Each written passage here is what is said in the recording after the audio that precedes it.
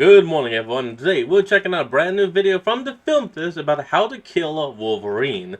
Now, if you remember, a few years back, Matt had tackled how to kill Deadpool once and for all. So now they're here to finish off the unkillable duo with Wolverine himself and his adamantium skeleton. Let's hop in and see what they can do.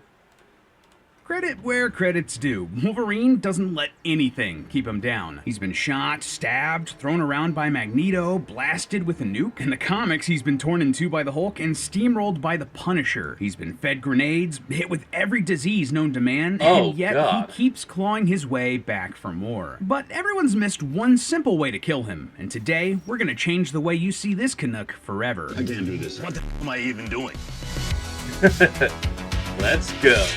Hello, Internet! Welcome to Film Theory, the show that's the best at what it does. And what it does isn't very nice. Well, if you think edutainment is mean. So, it's no secret that the MCU is in a bit of a sorry state between box office bombs and underwhelming Disney Plus shows. But Deadpool and Wolverine saw that and thought, the whole world's going to hell, you just going to sit there? finally, Deadpool and Wolverine are headed back to theaters in just a few short days, putting these two oddballs together for the first time. My God, do you ever shut up? No. Not when I'm awake. Okay, Not when I'm yeah, well, awake. I try my best to forget that X-Men Origins Wolverine even exists. But with this new Deadpool and Wolverine movie reteaming everyone's favorite merc with a mouth and Knucklehead, I wanted to revisit the series. After all, one of our most popular theories ever was actually a strategy guide on how to kill Deadpool, so Hey, see, oh my God, that was 8 years ago. I do not remember it being that long ago. figure, why not give old Logan here the same sort of treatment? Yeah, This is a character who is famous for basically being unkillable, healing from pretty much any wound you can throw at him, so obviously I took that as a certified theorist challenge. See, in that old How to Kill Deadpool video, my friend and evil mentor Matt Pat suggested that to kill Deadpool, and by extension Wolverine, you just need to destroy the parts of the brain that hold on to long-term memory. This would erase any neural patterns that make up their memories, and no matter how good their healing factor is, as William Stryker explains, his brain may heal, his memories won't grow back. and he's right. The plan works in this very movie. And it's kind of ironic that like one of the worst X-Men movies has some of the most accurate science. Sure, if we erase Logan's memories in this way, he loses everything that makes him him. But in a multiverse with telepaths and magic sorcerers and genius billionaire playboy philanthropists, there's surely a way for Wolverine to get his memories back. So I wanted a more permanent solution here. I want to know, can you actually kill Wolverine? Technically you can. In the comics, the only way of actually killing him and stopping his healing factor is to use, well, a vibranium blade. And Wade Wilson, aka Deadpool, actually carries that blade with him at all times. It's sort of meant to be like his ultimate weapon, even though it can also kill him. If we look at the science of how our bodies work, can we find a way that can shut down his healing factor and actually send Wolverine to an early grave? Or will it take nothing short of the Infinity Gauntlet to take him out? Well, after doing some digging, Wolverine has one major weakness that I'm shocked that no one has ever really exploited. Yeah, I know. They're not ready, Storm. Here's a hint for you. Logan's going to be in a bit over his head. Snick your claws, loyal theorists, as we hatch the perfect plot to kill Wolverine. Ready to die! Go on. Yeah, he sure is. So if we want to kill Wolverine, what are the main problems Wait, the guy that just grew his fingernails, is that meant to be Sabretooth? we're going to be facing here? What sorts of powers does he have that might make Operation Wolver Cleanup on Aisle 5 a bit tough? Well, outside of the claws that would be really good at killing you in a fight, the two main issues we're going to have here are Wolverine's skeleton and his healing factor. Let's tackle the skeleton first, shall we? Yeah, this is probably one of Logan's most iconic powers. After being experimented on by Weapon X, his entire skeleton is coated in a fictitious unbreakable metal alloy called adamantium. Normally, this would mean that no weapon would be able to cut through Wolverine's whole body. It's unbreakable after all. The only thing that we've ever been shown to cut through adamantium is more adamantium, especially if it's been superheated. We actually see this exact thing happen in the Wolverine with Silver Samurai.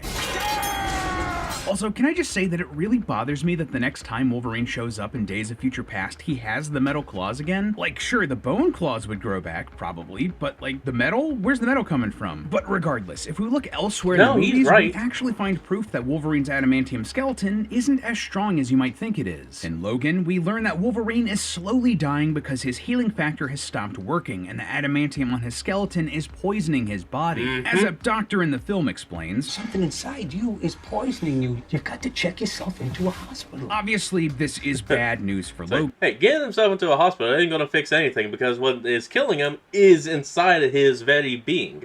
There ain't no way of taking it out.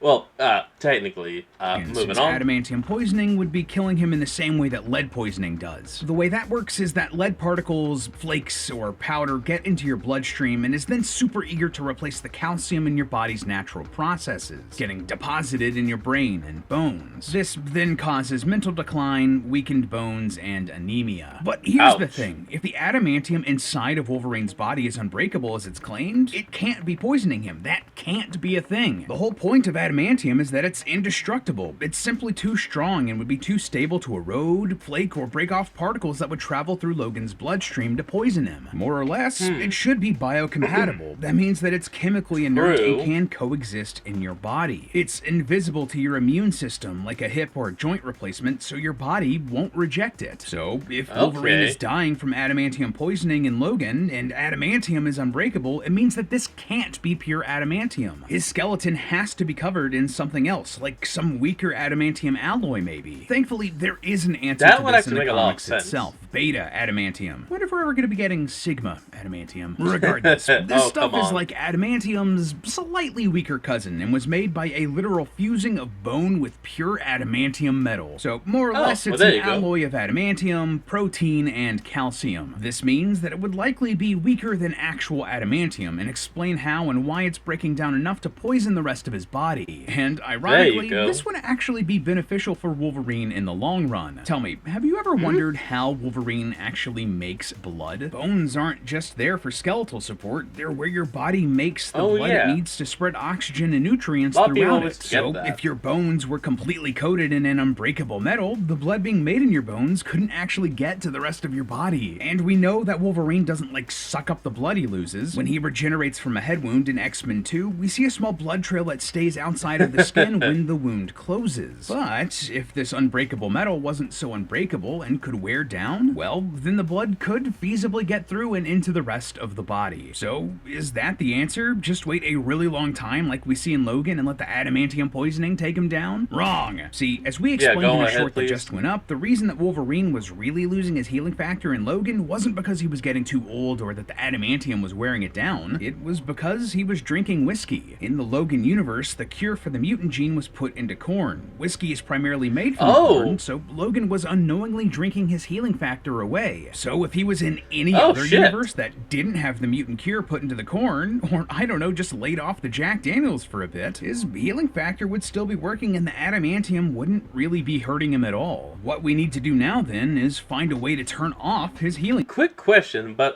why the hell did they put the antidote to mutants in corn? That doesn't make any kind of sense.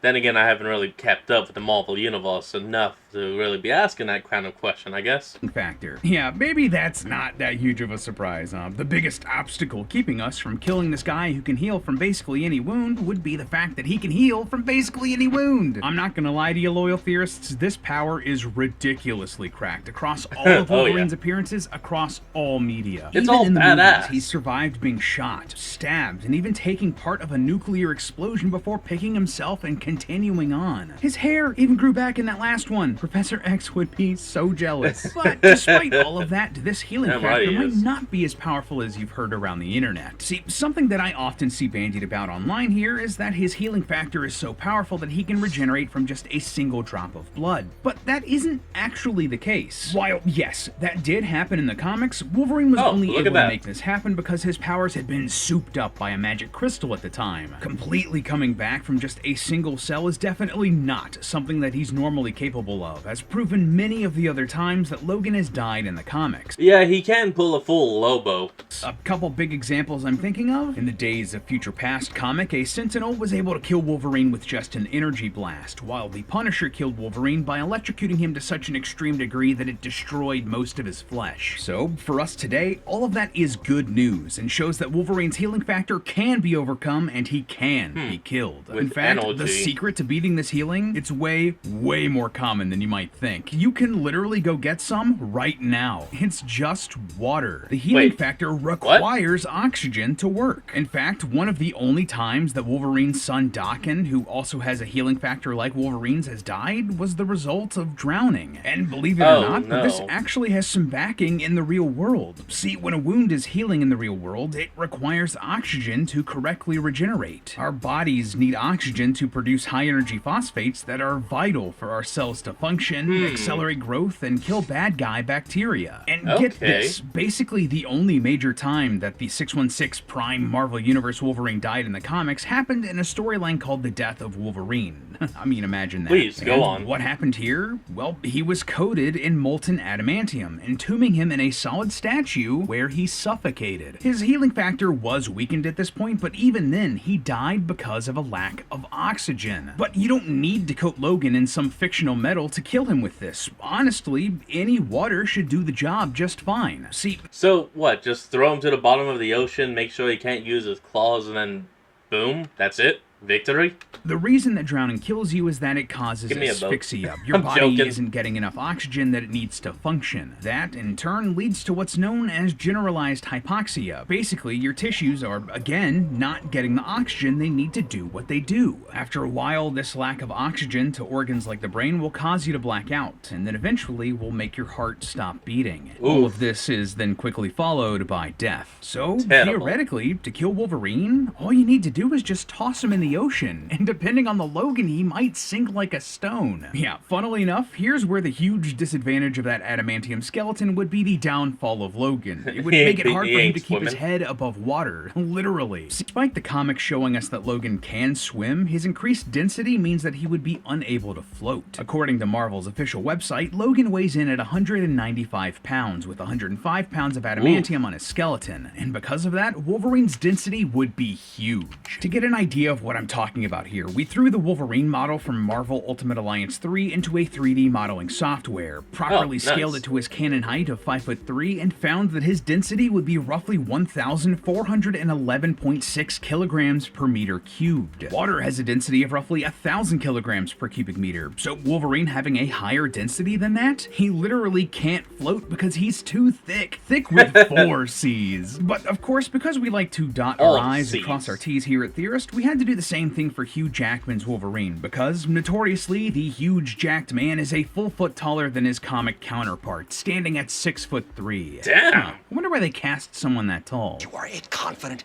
powerful person, and 18 to 49-year-old women are super important demo for us, no cap. Oh, yeah, okay, That's why. Estimates put Jackman at roughly 200 pounds when he's in Wolverine shape, and because he's taller, he'd also have more skeleton, and would therefore need more adamantium to cover it. Doing some very rough back-of-the-napkin math, we'd need about 125 pounds of the metal for the job. Using the Jackman Wolverine model from X-Men the Official Game, we found that this Wolverine would have a density of about 796 kilograms per cubic meter, which would be enough to float, funnily enough. Yet, all you'd need to do is strap 83 more pounds of adamantium, or anything heavy really, to his foot and toss him in for Wolvie to sink and sleep with the fishes. Swim, Okay, I hear you asking. Even still, once he's out of the water and back into oxygen, he should be fine, right? And that's fair to ask. Several comics have toyed with this over the years. In Wolverine Black, White, and Blood, he worries about drowning in the ocean, sinking to the bottom, and then getting trapped in a loop of drowning and reviving and drowning again. And in Wolverine number 19 from 2021, Logan tells a story about being trapped in a boat and drowning twice a day, only to revive once the tide is left. Honestly, that might be a fate even worse than death. Imagine water filling your lungs, your eyes bulging as you drown, only to awaken and do it again and again and again, over and over until the sun consumes the planet. That's not a good ending for Wolverine, but also not exactly what we're looking for. He's still technically alive here after all, or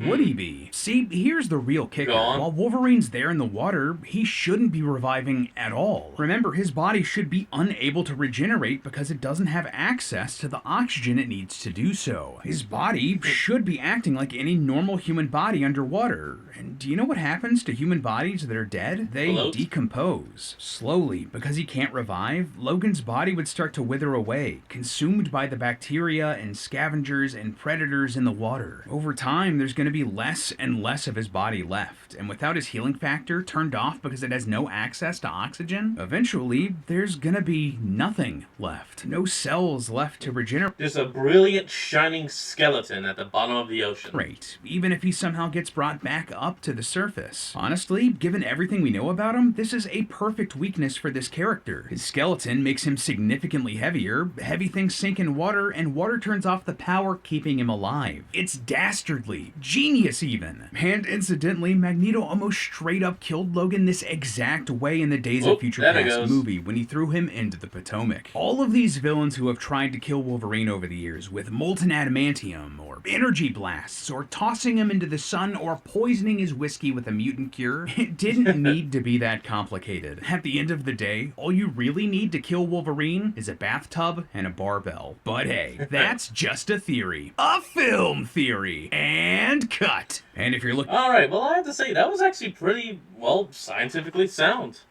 And surprisingly, makes just a whole lot of sense. And water, the thing that can keep us alive, is also the thing that can ultimately kill us, regardless of if we're mutants or not. Well, alright everyone, well I hope you enjoyed today's video. Remember to like, comment, and subscribe for more. Link to the original will be in the description below, and I'll see all of y'all next time when we flick back on. Till then, this is Fox, signing out. Peace.